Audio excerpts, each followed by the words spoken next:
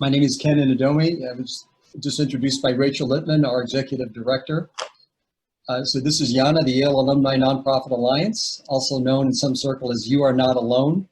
We know that these are really trying times, and we're seeing that there really is a kind of an intersection of really at least three crises going on today.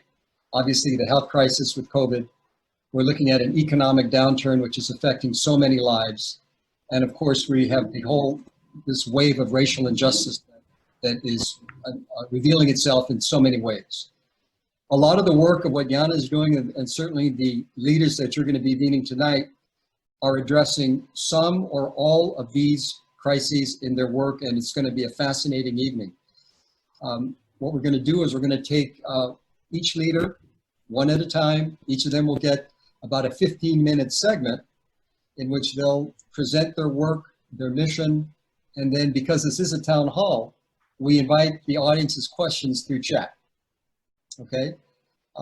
It's really gonna be interesting because we have someone like Kristin Urquiza, who tragically lost her father last year to COVID. And I think everyone knows that the rate of death among Black and brown people is twice that of whites. Kristin was able to take that pain and turn it into purpose. We have David Blasher, who is an executive at NBC during his day job, but in his volunteer work, he chairs Drama Club, which brings the theater to incarcerated youth and court-involved youth. Just remarkable work. We have Zoe Orchingwa, who's a Yale JD MBA, currently a student. He founded Ameelio, which is the nation's first free prison communications platform. And it will end with Dasia Moore, who happens to be a YANA board member, class of 18, and she's the board chair of Go South, which really is taking student talent from the Northeast and giving them opportunities to help the American South flourish, especially in mission-driven work.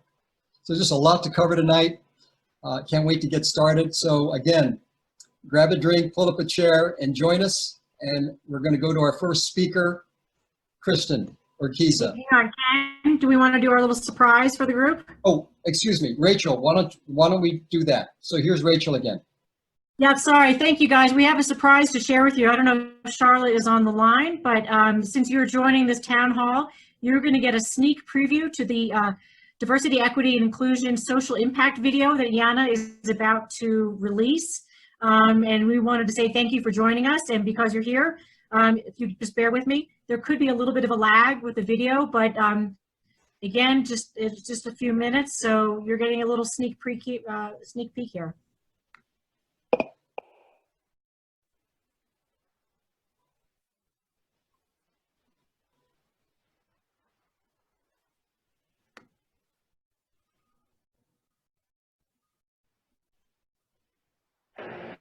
We are Yale, and we should be the change that we seek. I have changed over the past weeks. I know you have too. Let us use our platform of privilege to amplify and invest in the multicultural and especially young voices seeking racial justice and the promise of a fair and equitable and plural democracy. Our goal is to organize and to leverage Yale's ever-expanding social impact community and focus it toward the greater social good. Maybe most meaningful to me is that YANA has functioned as a champion for DEI, diversity, equity, and inclusion work in the Yale community. They were the first to hold a membership meeting to highlight the diversity, equity, and inclusion concerns and ways to implement recommendations from a task force report that we created back in 2017. Since then, they continue to hold workshops on implicit bias and other anti-racism topics in hopes of improving diversity, equity, and inclusion in our community. When I think of the purpose and mission of YANA, it reminds me of that age-old tale of the immovable object against the unstoppable force. I see the immovable object as those evils such as structural racism, income inequality, today's COVID crisis, and climate change denial. On the other side, I see the unstoppable force as education, inspiration, community building, volunteer engagement, and really all the values that YANA stands for. I see a magnificent multicultural movement for change unfolding that we must be part of. I see lots of young people engaged. I am the managing director of the Andrew Goodman Foundation. We focus on young people's voting and civic engagement. I see women and men. I see gay symbols. I see religious ones. I see school mascots. I see immigrants. I see posters in every language saying Black Lives Matter. I am hopeful. Indeed, this is a moment in time that will forever define us and our institution. So amidst all the darkness, our goal is to light a candle. And if we can do that, then maybe we can bring people together. If we can do that, maybe we can uplift them. Maybe we can inspire them, inform them, convene and connect them in ways that make them better social impact leaders and help their organizations change the world. Let's use our Yale education to be on the right side of history, to repair the world and achieve a better life for all of us.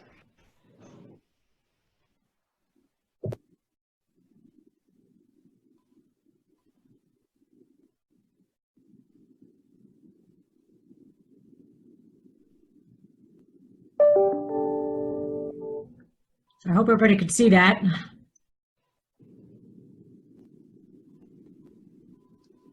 Okay, Rachel, thank you. And I don't know if Charlotte, the filmmaker, so just a quick plug, Charlotte Helinsky is a Yale senior. She did this as a volunteer, as a labor of love, and we just screened it at the board meeting earlier today, so you're getting the first look at it. So thank you, everyone. Okay, so let's get on to this incredible story of Marked by COVID with Kristin Urquiza. Kristin. Thank you, Ken. It's really great to be here. Thank you so much for having me. And it's good to connect with Yale folks on my story and what I'm up to. A little over a month ago, my father passed away from COVID-19. And, you know, in his passing, and his illness, I felt two main things. One was, you know, the traditional grief, sadness that you feel whenever you lose someone you're really close to. But something else that was a little bit more unusual, a deep sense of rage towards him even getting sick in the first place. My dad was an essential worker through a majority of the shutdown. He ended up being furloughed, but then eventually, when the state of Arizona, where my parents live and where I grew up, opened up, the Trump administration and Governor Doug Ducey really created a big public misinformation campaign, encouraging people to go out, spend money, go shopping, catch up with friends. And in the context of those few weeks following the reopening of Arizona and other places, the conversations that I was having with my dad started to get really different and change quite a bit. It was more difficult for me to compete with what was coming out of the governor's office and the president's office, despite having a Yale degree and my dad always telling me I'm the smartest person he knew. He would come back and say, but Kristin, why would the governor say it's safe to be out there if it's not actually safe? He unfortunately contracted COVID-19 2 weeks after it opened, after the state of Arizona opened, and then 3 weeks later passed away. As you have probably seen and heard, that is a very terrible living nightmare in which individuals die alone in an ICU room with a stranger holding their hand. It was no different for my dad. I couldn't be there and I couldn't say goodbye. What I've been doing over the course of the last 6 weeks has been to channel that disappointment, anger, frustration, and rage into something productive. For two reasons. One, I was worried that I would internally explode if I didn't do something. But two, I knew that coming from the neighborhood that I came from, I was the first person in my entire family to go to college. In my community where I grew up and where my parents still lived is 75% people of color. 30% of the folks that live there don't have health insurance, and 60% live under the poverty level. It's a really poor community. And I knew that I had the skills, the education, and the training to speak up on behalf of my community, but the broader community of Indigenous, Black, and other people of color who are disproportionately seeing the impact of COVID-19. So I found myself, channeling this frustration into a group that I've launched called Marked by COVID. My dad's name was Mark, so it's a little bit of a nod to him, but it's also a platform to bring people together who've been impacted by COVID. Folks like me who've lost a loved one, others who themselves have gone through COVID, but then also others who are essential workers and are impacted in other ways. We are all marked by COVID. And so what Marked by COVID is doing is we're battling back against the misinformation that's coming out of the Trump White House and is being reinforced by some no good governors and others on this misinformation. We are helping others share their stories of their loved ones lost. I've been coaching and training other folks just like me who are going through this, helping them get their story in the media, helping them call out the politicians who are accountable for their parents or loved ones' untimely death. And then we're also, sponsoring honest obituaries, which one of the things that really helped elevate my dad's story was that in writing and placing his obituary, in addition to kind of giving the normal, this is who he was and this is who he survived by, I spent the last paragraph explicitly saying that my dad's death was preventable, that it shouldn't have happened, and that it's the result of leaders like the Trump administration prioritizing the economy over Black and brown bodies. And so I've been working with others to help shape and craft their obituaries as well to get out their stories. We're just getting started. We've had an outpouring of support. We're gearing up towards a day of action on the 13th of August, which would have been my father's 66th birthday. And we're working with folks all across the country to hold memorials, grassroots memorials, vigils, and connect with local leaders to ask them to do more in their local jurisdictions, whether that's mandating masks or other prevention measures that we need to take in order to prioritize public health. So that's a little bit about Marked by COVID and my story. And I hope that if you're interested in learning more, we do have a website, social media presence, and I'm happy to pause there and take any questions that folks may have about what we're up to. Thank you.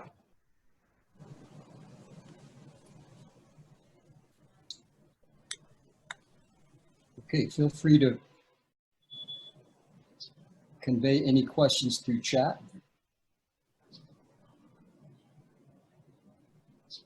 Kristin, maybe I'll just lead off with this question, and that is, have you found, in terms of getting your story out, have you found the alumni community, the Yale alumni community, to be brothers in arms with you, or are there ways in which YANA might be able to help, obviously beyond forums like this? Great. That's a wonderful question. I have been really overwhelmed with so much, positive support of folks that I've known throughout my life wanting to help.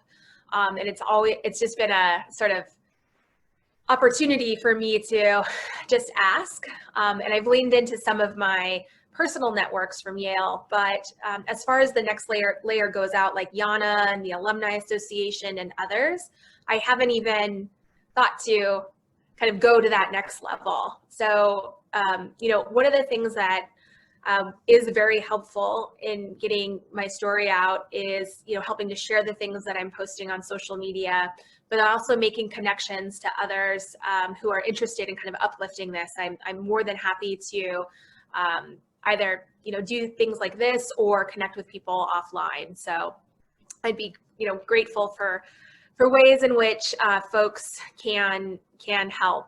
A couple of specific things outside of just the shareable pieces is that we are in the process of, you know, becoming an official organization.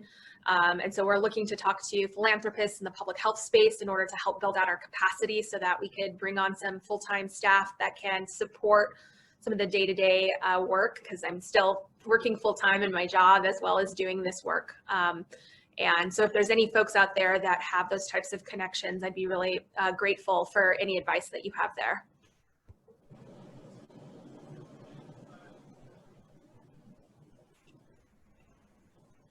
Great. And Kristin, I don't know if you can see your chat, but a couple of other questions just came in. Yeah. So the day of action is on August 13th. It's a Thursday. And I've created a toolkit, which I can share with you, Ken, if you want to circle it out, which goes through a couple of very specific and easy actions folks can take in order to help raise the visibility of this. Going from easy things like social media to actually, you know, a little bit more challenging things, if you will, such as like holding a vigil to commemorate the loss of life and memorialize that. The next question I saw on local Arizona media, surprisingly, I have gotten a really positive response from the Arizona media. One of the things that I have seen over the course of the last 6 weeks as I've been paying really close attention to this is that the reporters in Arizona are trying really hard to do a really good job in getting the truth out of the Ducey administration. And I've been really impressed by the hard-hitting questions that they haven't been shy from. And so in working with me to help get my story out, you know, they've been very gracious in giving me a platform to be able to tell my story and ask, you know, really good questions. So the next question I see is, am I engaging your state and federal reps on this? Our focus so far has been on governors, and the next sort of phase of this will be to look at more of those kind of federal state targets. I've connected with some folks who are working on the HEROES Act, and they've been helping to sort of guide me through some of the political landscape that I've just been a little bit less close to as far as targeting goes. But there's definitely a rich field, unfortunately, of people in Congress that are also responsible for the mishandling of the coronavirus, or you know, responsible for not holding the Trump administration accountable for his downplaying of the virus.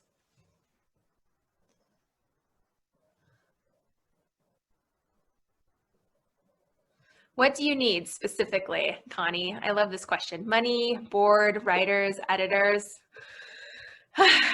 I love that. Just down to brass tacks. A few things. Specifically, you know, we are fundraising right now to both fund the honest obituaries and the organizing work that we're doing, both from an individual level, but then also from, you know, we are looking for larger grants from institutions to help fund sort of larger long-term capacity.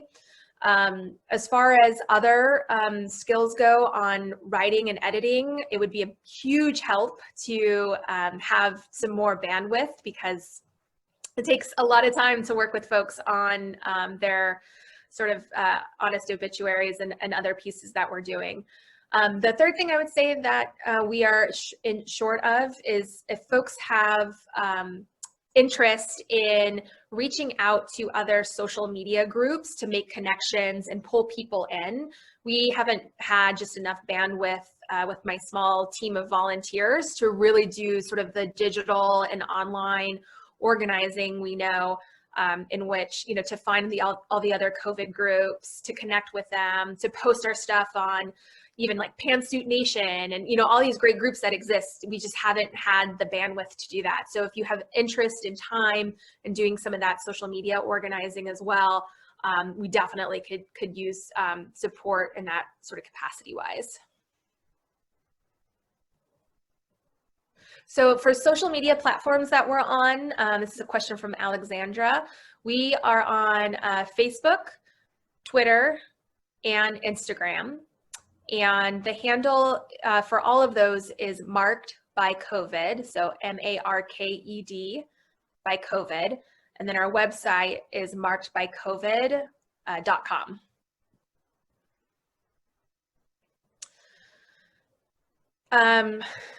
So Barbara asks about nursing homes and the impact to seniors and essential workers. And have we thought about reaching out to advocacy groups for older folks?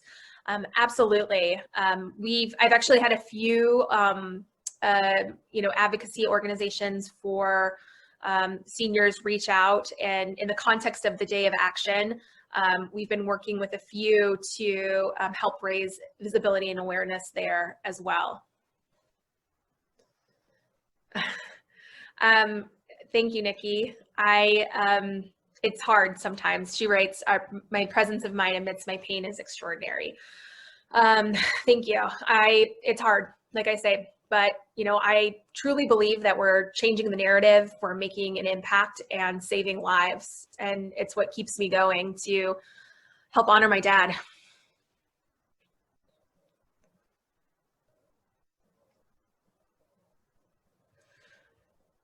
Yes, so there's a comment and question here about working with the Arizona media and communications to allocate vaccines in Arizona when that's available.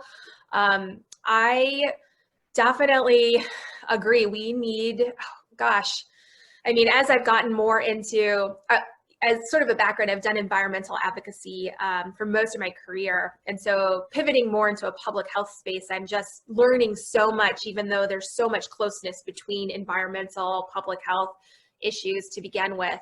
But on this issue of just vaccines, yes, we need to figure out how to make sure that the most vulnerable are prioritized, including Black, Indigenous, people of color, and elderly once that happens. And it's something that I'm not sure that, outside of the academic circles is getting enough attention, especially in the media. And I think once we are through this initial push of working to get people's stories out and really change the narrative between, we have to choose between health and the economy, I want to go into more of those sort of solutions like that to think about things long-term. Okay, terrific. Kristin, thank you so much. Really inspirational work. Just another heroic example of someone turning pain into purpose and turning a moment into a movement. So thank you. Thank you, Ken. Thank you, YANA. Great. Okay, so David Blasher, really interesting work because, what's one thing that we all miss right now? Isn't it theater? Isn't it drama? David and his organization, Drama Club, they are using that as a means, as programs to really reach out to, again, the incarcerated youth and the court-involved youth in New York City. Fascinating story. David, please. Thank you, Ken, so much, and Rachel and YANA. Apologies if my Wi-Fi is a little bit sketchy today. I think we've all been experiencing that in Zoom land during COVID. And Kristin, thank you so much for what you shared. It's really heartwarming and wonderful to hear that you've sort of been metabolizing your loss into new storytelling. I studied theater as an undergrad at Yale, DC01, went on to a law degree and work at NBC Universal in legal operations. And Drama Club is a really marvelous synthesis for me of theater and law, advocacy, and systems analysis. Drama Club has been around for 7 years. I'm currently the board chair. I've been with the organization for 5 years. I was actually introduced to Drama Club by a former roommate of mine from Yale. Drama Club does provide theater and improv programming to incarcerated and court-involved youth, mostly Black and brown young people from poor communities. We serve kids age 10 to 21, though mostly the population is about 14, 15 years old up to 21. We work in confinement, Crossroads, Horizon detention centers, including Rikers Island, and we also partner with some organizations outside of within the community, like The Door, for our young people to come find us. I want to try something a little bit different in order to sort of get the imagination engaged. Imagination and ensemble are a huge part of what Drama Club is doing to help us build new worlds with our imagination. So I'd like everybody out there in Zoom land to take a deep breath and feel your surroundings, feel where you are, take another breath, and imagine a place, real or imaginary, where you feel relaxed, calm, liberated, and free. Take a deep breath and think of that place. And pick out just one sensory detail, a sound, a sight, the taste of the watermelon, the sound of the birds out in nature. Just hold that sensory image for yourself. I'm now going to try to share my screen. For those who have been to Rikers Island before, it's a pretty intense experience. Rikers Island, some have described as one of the largest penal colonies in the world. Not far from LaGuardia Airport in Queens, New York.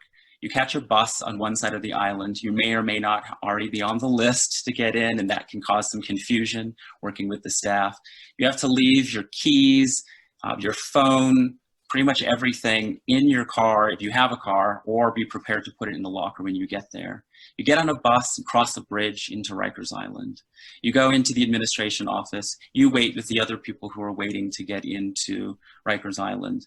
You can feel the heaviness of the place. There are many layers of doors and checkpoints. You feel the barbed wire. You can feel families who are coming to visit somebody or have just visited somebody. You take another bus from the administration office once you've been cleared. You ride a bus to, for example, RNDC, which is one of the facilities where young men were housed until October of 2018. It was 16 and 17-year-olds up through 21. These are kids that we're going to visit. There are so many layers of bars and procedure to get in. Eventually, once you're in, and the staff are very friendly, they know Drama Clubs, and then they trust us, we have a good relationship with them. But you know that it is their place.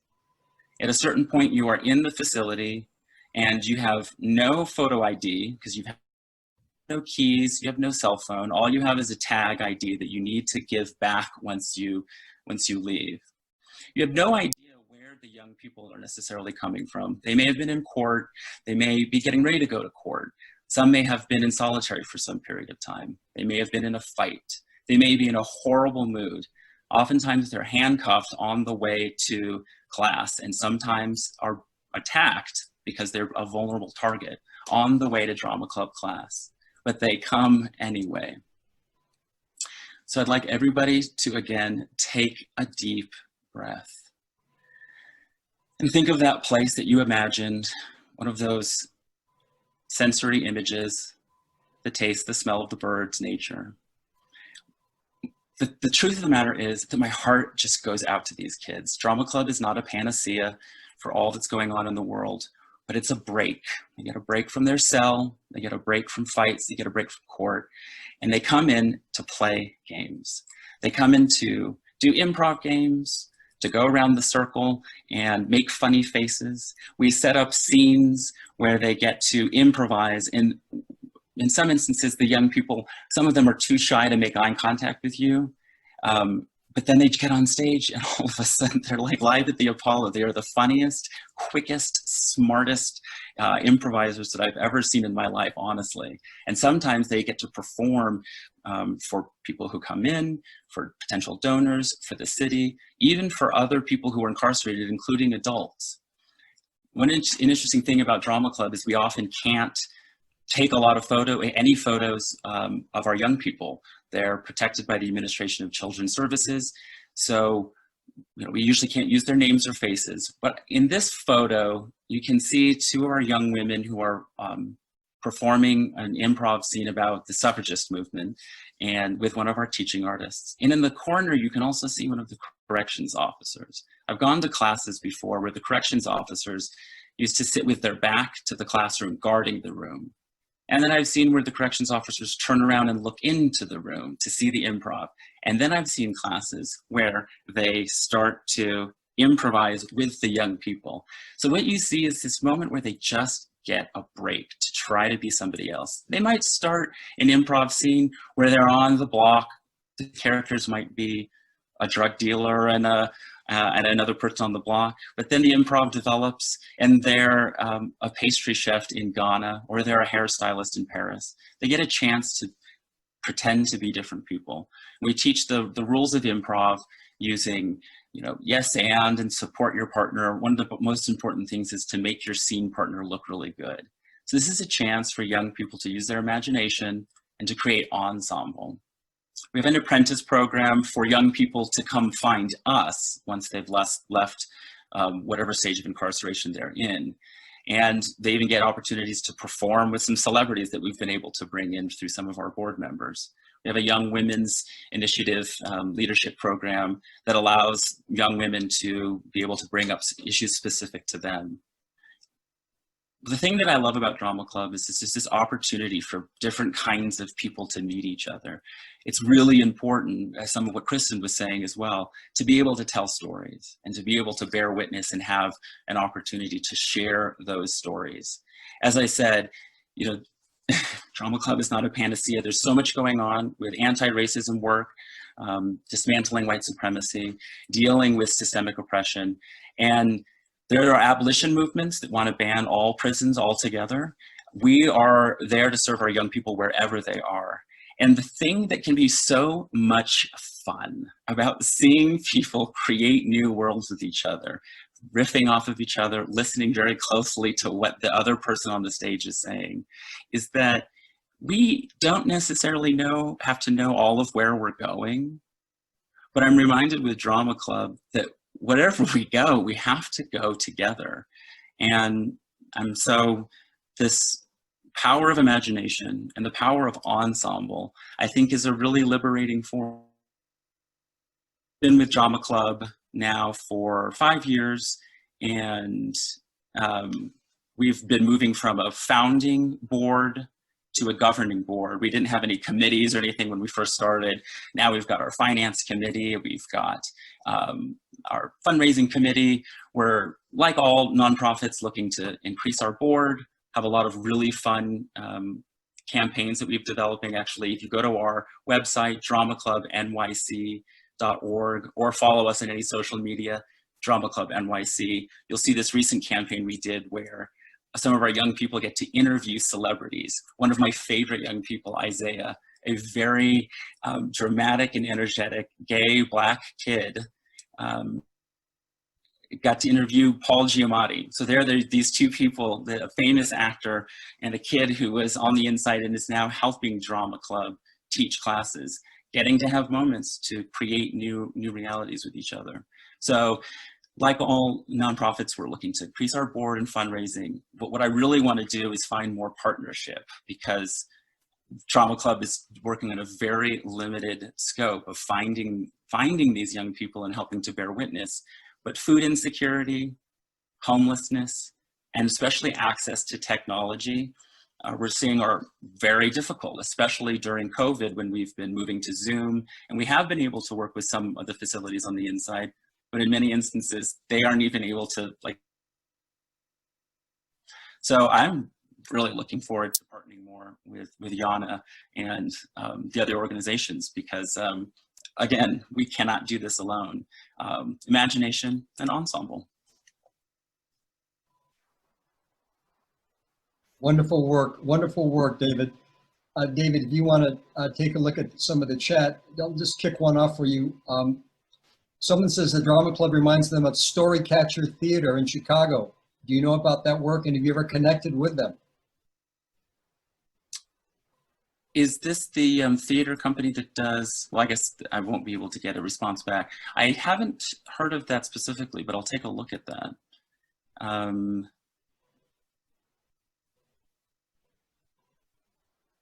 Sorry, I'm just scrolling through. Story catchers, okay, yeah, I'll take a look at that. Another question about how do the props for participation to use get there? We bring all of the props into the facilities like Rikers Island or Crossroads or Horizon. The nice thing about using improv is that it's a fairly low cost experience. You just really need imagination and games and structure.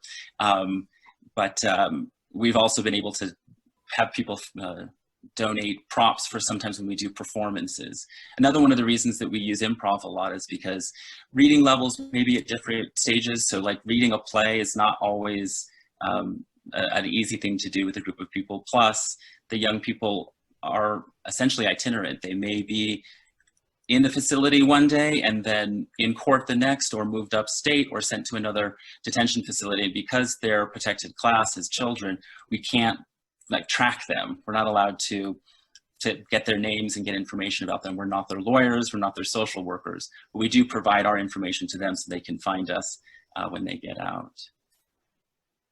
Besides Paul Giamatti, have you reached out to other actors who are Yaleys for support, board membership advice? Actually, yes, Claire Danes, who is a Yalie, at least for some period of time, and was just a year behind me, did an interview with us that you can check out on our website at dramaclubnyc.org. We have been continuing to work with as many people that we can, both in the arts, but also especially in juvenile prison reform and prison abolition. A close friend of mine does a lot of work in that arena, so we've been getting help in that realm. We're always looking for more board members and advice. And I expect YANA to be a place that I'll be turning more for that. I'm glad to hear something you could use in Washington State. I'm actually from Oregon. We would love at some point to have Drama Club be a place that exists all around the country. Essentially, it's a normalizing experience. We just want people to have, young people to have a place to go, to play and explore. Getting out and staying out. I'm not familiar with that. There are a lot of incredible programs happening at Rikers Island that we do partner with. It's actually one of the things about Drama Club is that we have managed to have a very consistent presence there. So we're there several times a week. Unfortunately, not right now with COVID. It's been very difficult to keep in touch with Rikers. And again, there's so many moving parts. And so we're hoping that imagination can get us closer to creating a better world. If anybody has a contact to Meryl Streep, I'd be happy to invite her to help spread the word. A friend of mine, another Yalie, Michael Schulman, did write a book about Meryl Streep, Her Again. So maybe I'll ask him if he can hook us up. I see somebody's posted the Claire Danes video. I actually haven't been able to watch it myself, but I hope people enjoy. Okay, David, thank you so much. You've given us a window in a part of this world that I don't think any of us were previously familiar with, and it's wonderful. We're going to continue the theme of really paying attention to the humanity of the incarcerated. The organization is Ameelio. It was co-founded by Zoe, and also on the leadership team is Kiran. And they're going to give us the backstory and what's happening now in terms of mission and work at Ameelio. Gentlemen. Hi, everyone. Thanks so much for having me. My name is Zoe. I'm the co-founder of Ameelio. I'm just going to dive into a brief pitch, introduce you to our work, the problem we're trying to solve, and our progress so far. And then I'll talk a little bit about my background and why I'm passionate about criminal justice reform, and the kind of the origin story for Ameelio. Cool, we'll just dive right in. Good evening, everyone. My name is Zoe. I'm from a small town in Connecticut called West Hartford. That photo you see on the screen was taken when I was 12. 4 of the 9 boys in that picture have been incarcerated. T for a home invasion, Jamie for drugs, Antoine for a shooting. My passion for criminal justice reform is deeply rooted. I recognize that it could easily have been me in their place, and them in mind. The data speaks for itself. We had 1 in 4 chance of going to prison during our lifetimes. I had a far greater chance of ending up in New Haven Correctional than I did at Yale. Not only were the cards stacked up against us, but the very system my friends ended up in failed them. Our criminal justice system is fundamentally broken. We spend so much money, but look at the type of outcomes that we get. More than half of the people who are released end up right back in. Worse yet, we've built billion-dollar industries around incarceration, from commissary to communications. There's a whole prison telecom industry that charges crazy fees to loved ones just to stay in touch with their family members. Could you imagine not being able to talk to your parents, your child, or your best friend without paying exorbitant phone prices? That's the reality for 27 million Americans with incarcerated loved ones. One of our users, Shari, has to decide between paying for phone calls or basic family needs. The industry is literally driving people into debt. Savannah, one of our other users, has to decide between staying in touch with her husband or heart medications because she doesn't have insurance. But that's what we're here to fix.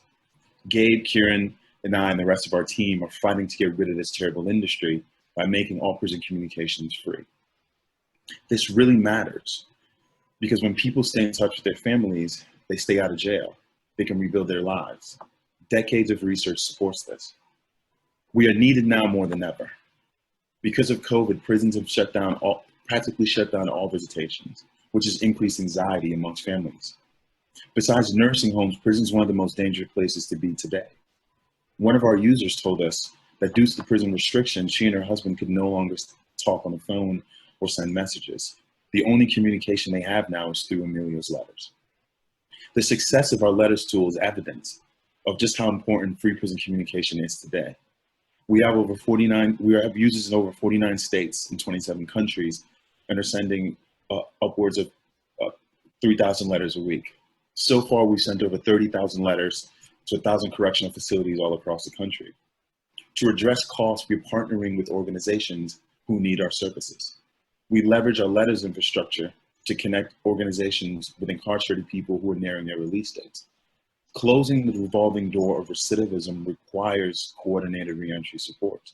We're amplifying the reach of criminal justice organizations by helping them connect with incarcerated people to help find employment, housing, healthcare, and legal support. To date, we signed 15 organizations, including PEN America and Harvard's Prison Rights Clinic. We use the revenues we generate to support our free letters product for our primary users. But we are just getting started. Our North Star is free video conferencing.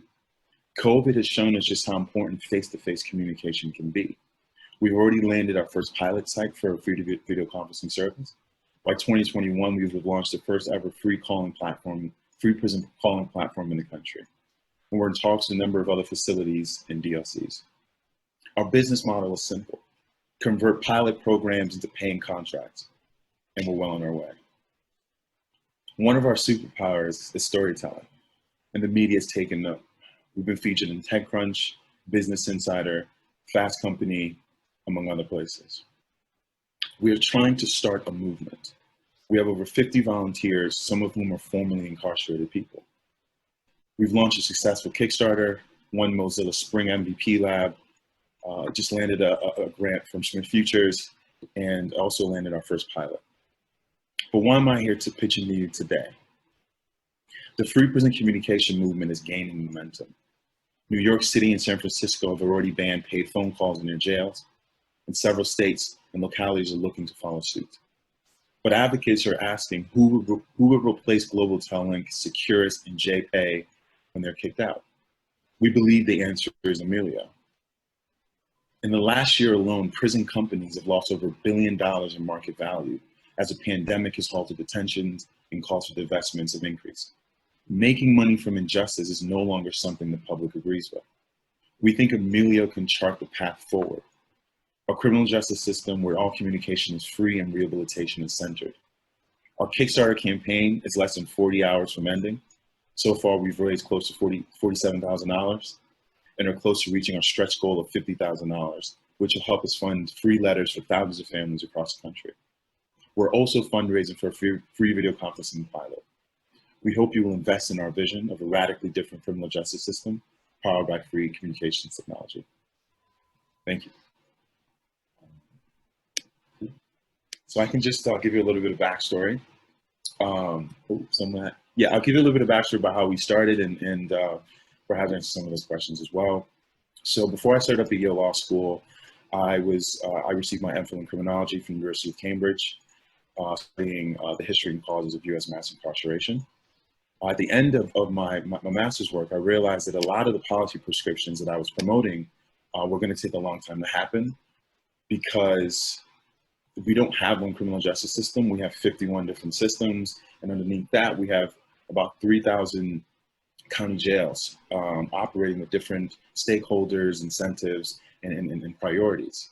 So while I was trying to figure out what can we do in the interim as we work on a longer-term project of criminal justice reform, I stumbled onto the issue of prison communications.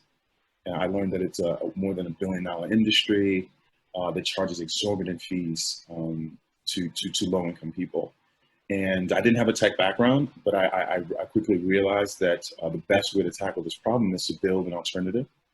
And we started with a letter sending service. And so how that works is we have a web app, and we're launching a mobile app in a couple of weeks. And so any user can log in, could create an account, and begin sending letters to incarcerated persons across the country.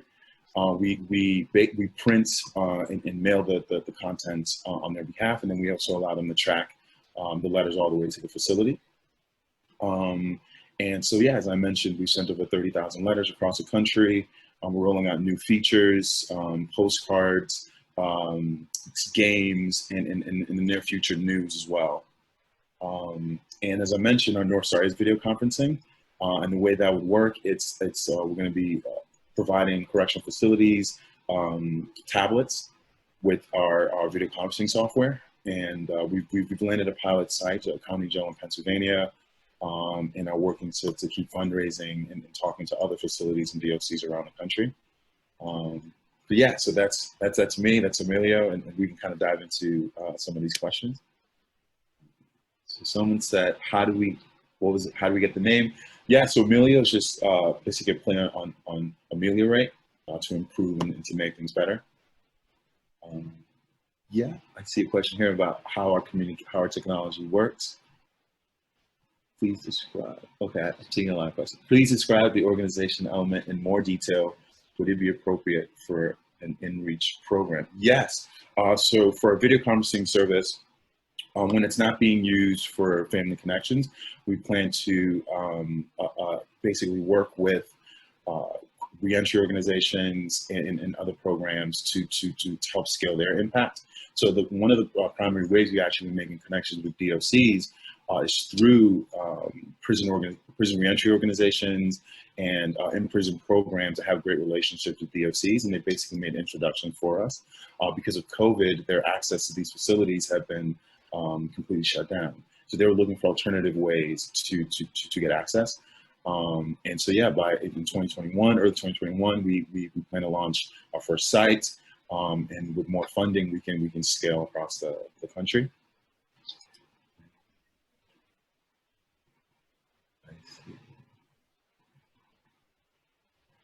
Kiran, do you see any other questions you want to take?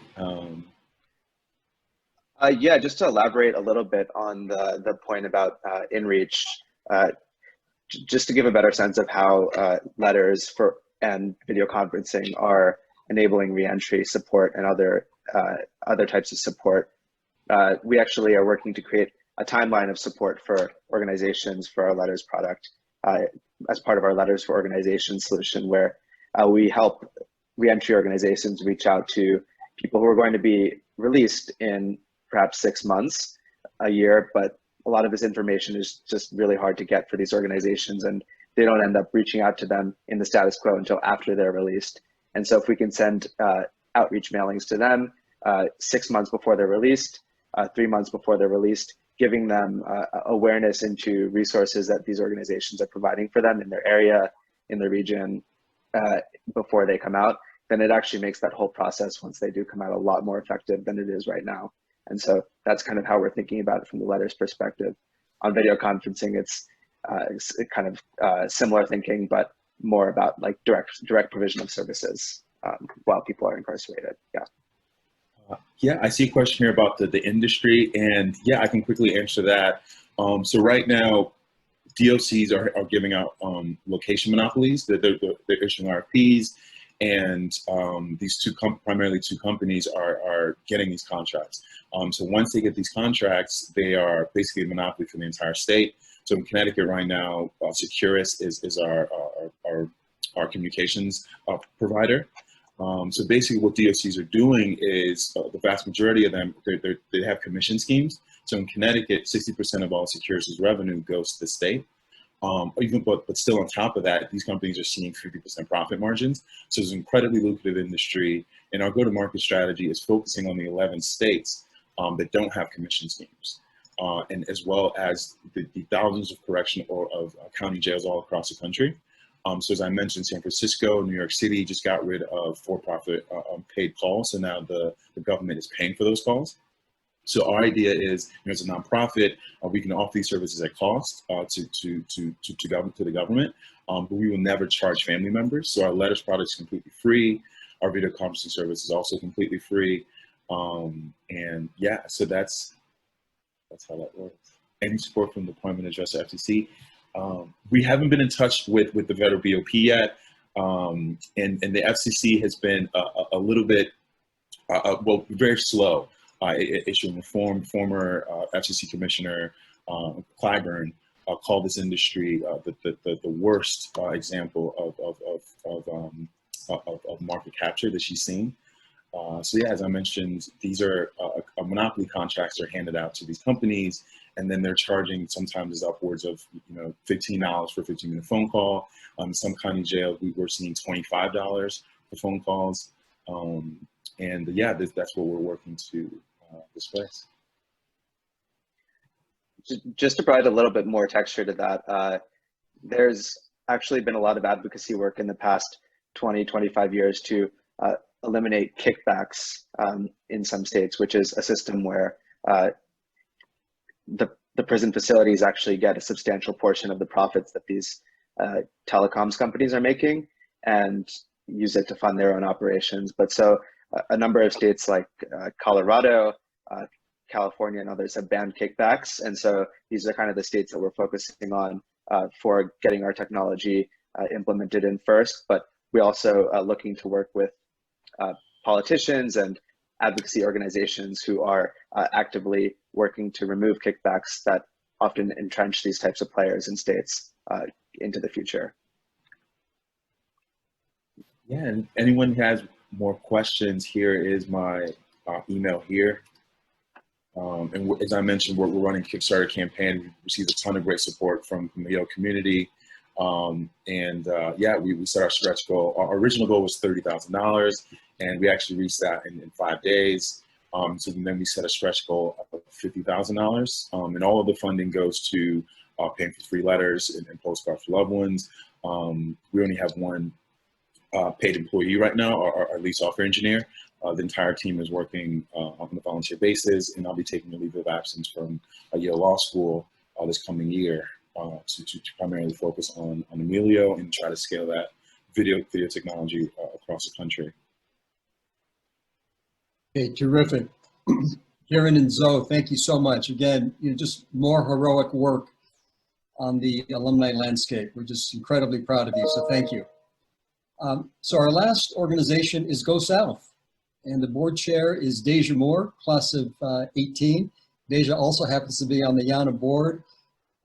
I refer to her as our social justice navigator, and she's got a great story to tell. Dasia?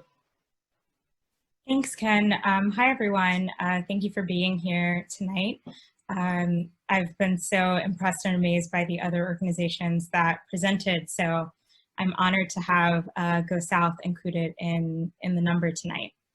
I'll first give a quick introduction of what Go South is and what we do, and then talk a little bit about how our fellowship program for this summer is wrapping up and what we're looking forward to in the fall. So I'm also going to try screen sharing.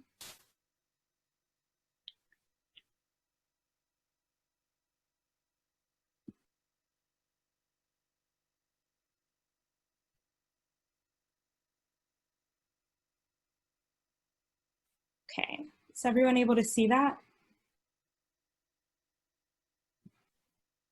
Dasia, no, not yet. Oh, okay. Sorry. Okay, sometimes you have to click on the exact screen you want to share. Oh, I see.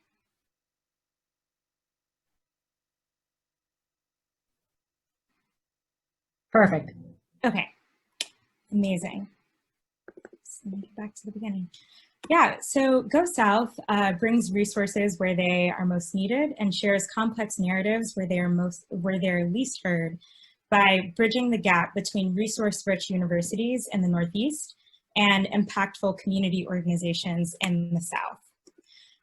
We decided to address this gap because the people who make decisions about funding movements, nonprofits and organizations, and growing communities often overlook the South.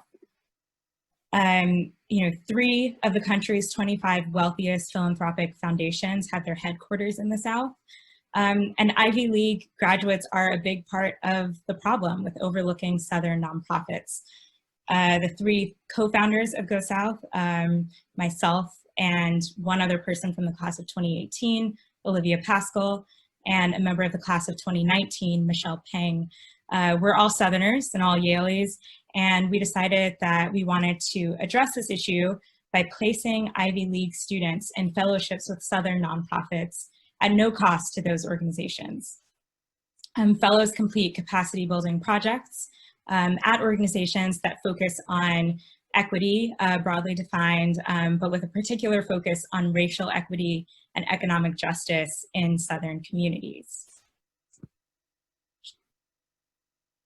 Very few Yaleys go to the South. So these numbers are from the classes of 2015 through 2018.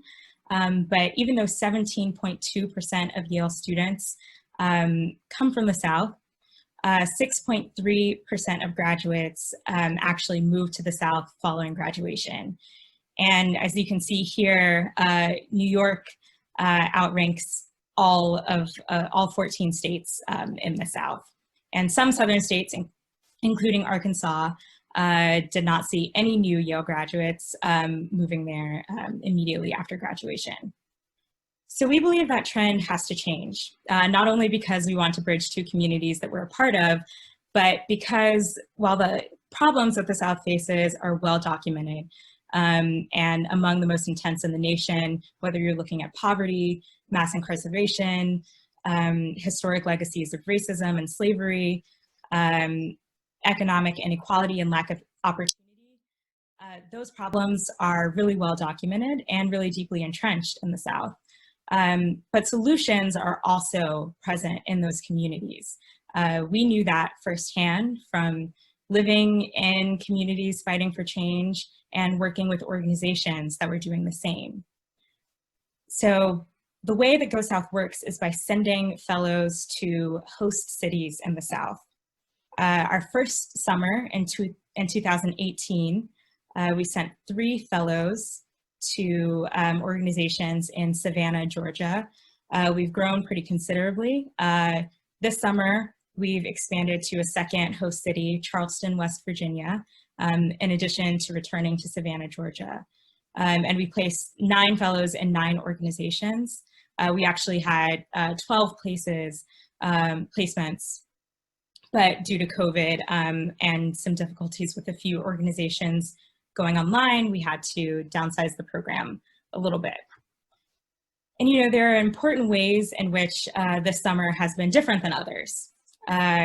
We had to move all of our fellowships to being a virtual format. And a key component of Go South is real community immersion and community rootedness. In addition to working for local organizations, fellows also complete homestays with community members. They often live close together so that they can participate in community things together. We have a fund set aside and in-kind donations for community experiences, including local museums and volunteering. So it was a big change for us to move everything online. But a lot of the differences, of course, have been more stark for the organizations themselves. But we've worked pretty successfully to work through any wrinkles and give our fellows and our partner organizations the summer that they deserve. Another big component of Go South is mentorship. So our fellows work really closely with supervisors on projects that are built specifically for Go South fellows.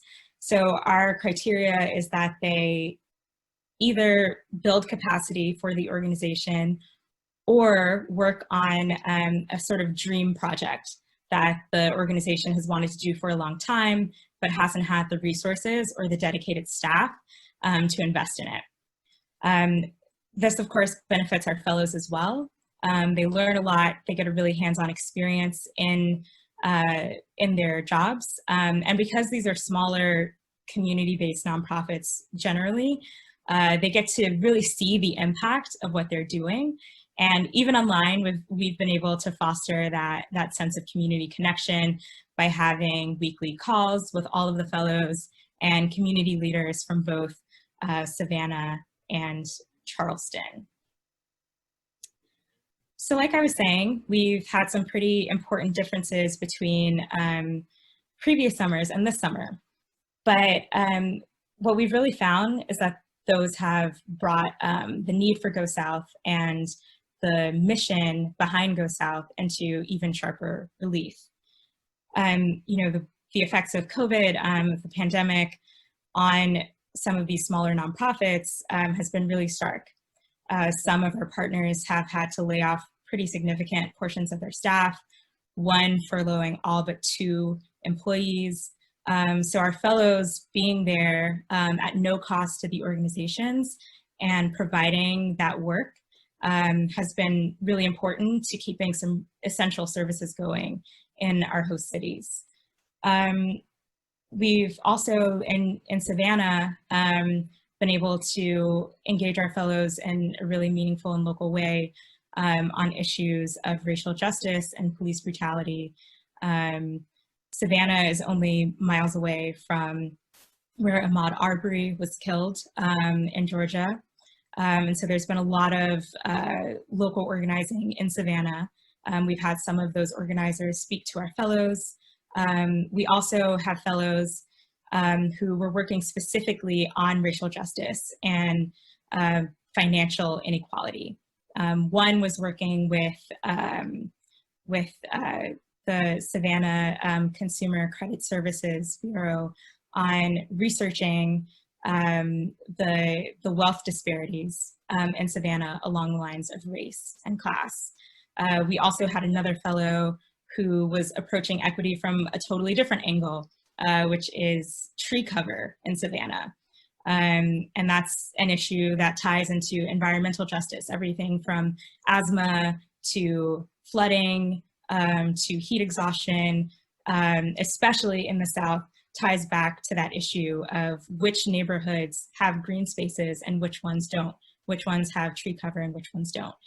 And so all of this work has really affirmed for us what we believed going into creating Go South, which was that as Southerners and Yaleys with access to national networks and national resources, it wasn't our job to create solutions. It was our job to bring attention and funding and human capital to the people who are already working in their own communities and building solutions from the ground up. So that's what we've been doing this summer. This is the last week of our 8-week-long fellowship. And looking forward to the fall, we're looking for opportunities to engage students in continued work for nonprofits, even those outside of our host cities.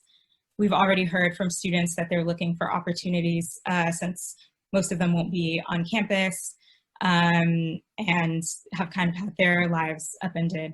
They're looking for ways to occupy their time. And of course, nonprofits are looking for people who can help them get necessary work done and tide them over while they're writing out the economic impacts of the pandemic. So we're thinking about that. We're thinking about how to reach a larger audience and engage more partners using speaker series.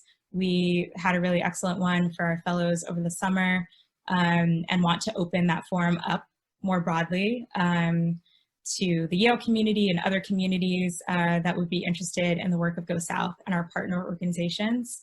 And we're also launching fundraising for the first time. We have run the program at no cost for the first 3 years. But that's relied on a mix of fellowship funding for our fellows through Yale, personal investment on the part of the founders and our board, and a great deal of community support in Savannah, especially, and also Charleston, where people are doing in-kind donations so that our fellows can have great experiences, have housing, and be connected with impactful mentors. So those are some of the things we're thinking about looking into the fall, and I hope that people here can help with some of those things.